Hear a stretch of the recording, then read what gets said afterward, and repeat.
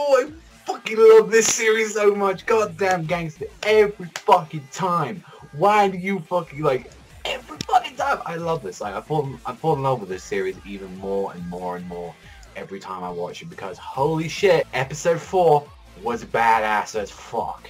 Like seriously, like finding a shit ton out about Nicholas, like and also as well, like just everything going around on this story is just like fucking great. Like from what we saw from like both of them, and like we that's what they colored, because I seen a little bit of volume 3 and it's tiny like little bits of like what they did was really clever in volume 3 is that they're actually doing flashbacks but during some later parts during volume 2, so I know they're doing pretty fast pacing like adaptation, but you know, something like this I don't really care for. Like this, it's really goddamn fucking good, absolutely falling in fucking love with it. And it's just like from what we've seen from so far of like the series, it's like we've seen like so fucking much of like how these characters get along, so much like with Vorik and Nicholas, and like even at the start of the episode they're like, yeah, we're gonna lock these two motherfuckers up because they wanted them to actually do like this whole thing, like this crime scene, like there was a bunch of bodies we couldn't even identify, like you've got to seriously tell us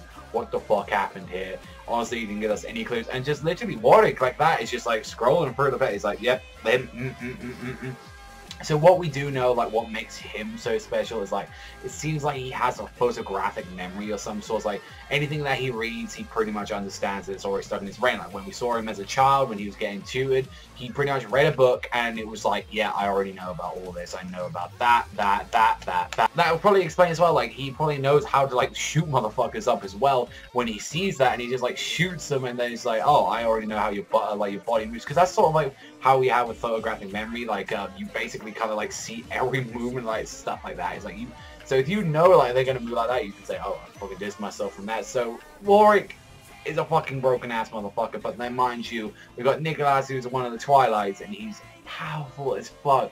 No, not gonna lie though, even though we saw a tiny bit of Alex in this episode, she's still debating whether is she really gonna leave them. Is she gonna say like, you know, those two wouldn't even do anything? And she started having like a fucking like, I don't know, like, it's just this vision in front of the face of like Barry from like episode 1 is saying, you know, oh, I know, how about you spread your legs? You might better spend like, you know, a bit longer with them and all that. It's like, damn, that's fucked up. Like, she really wasn't even the main focus part of the episode, and I thought that was a very interesting scene to see all this blood going on and she's holding on to the clock, because she really doesn't, like, how her character is being built, it's like, she really doesn't want to be a nuisance to everyone. That's why she's learning sign language. That's why she's trying to like portray herself as like more of a woman with a bit more dignity in her. Because like the whole life, pretty much, she's just been reduced to like spreading her legs and just, you know, being a fucking whore for like all her life. And it's just like she doesn't want to be that like at all. And it's just like, that's what I like about her character, is that she was from the bottom of the barrel, and it's like from a fucking shit end of fucking town where there's nothing but murder.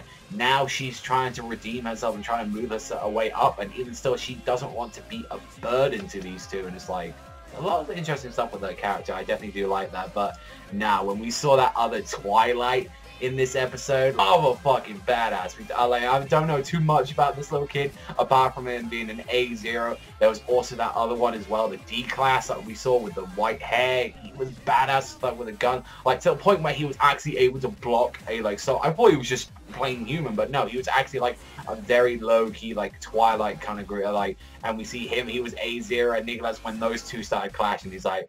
And like even the boss as well, like goes, Daddy's like, you're pretty good, man. You know, I'm really enjoying that. And it's just like, even though that this guy's got a pretty low, he's being surprisingly useful for like a shield. It's like for the slash, and he like tries to protect the boss. That like, and he was able to like take his like own like toll on that. He was like, he straight up shot him a couple of times like hoodie. I mean, regardless of not, he missed like a couple of them, but it's like.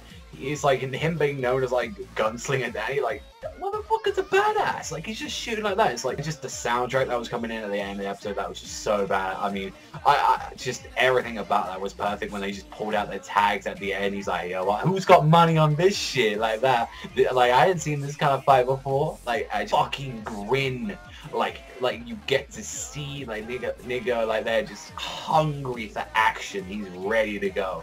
And this kid seems badass as fuck, but like I said, from what anywhere I seen, they covered quite a bit from like volume 3, from what I know, from the little glances that I saw in there. But then as well, they're also doing stuff from volume 2. Like maybe this might have like right now, this might have covered up like Volume 2 right now. Who knows? Maybe this might be midway through Volume 2. My guess is that since this is now 4 episodes in, we're pretty much at the third way mark through this series. Like, my guess is that we're probably going to do about 6 volumes. 7 is probably the most I can see that, and I think that's like the current amount at the moment in Japan. I think there's like 7 volumes out there. I know there's 6 over here, but that I don't particularly know. I don't keep up too much with the Gangster Voice since I haven't. So other than that, it was a great episode. Like, honestly, everything was on point. I would like to give this a fucking 10 out of fucking 10. I honestly would like to.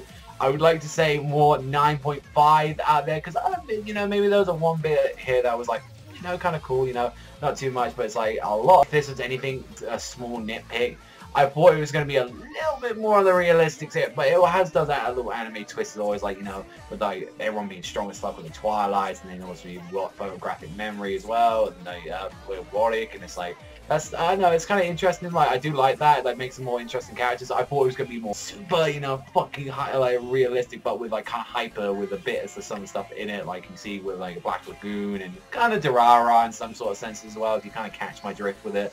But other than that, it was a fucking great episode. I fucking love Gangster, and this just keeps showing more. I'm a scumbag. I need to get the rest of those fucking volumes, and I'm probably going to be reading it. But that's all from me. So thank you so much for watching as always, and I'll see you guys next time.